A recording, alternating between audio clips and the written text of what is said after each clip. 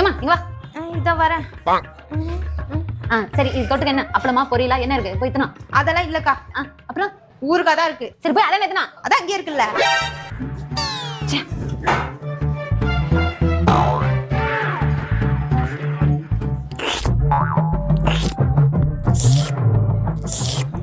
என்ன அந்த பொம்பளை இந்த வெட்டு வெட்டுது?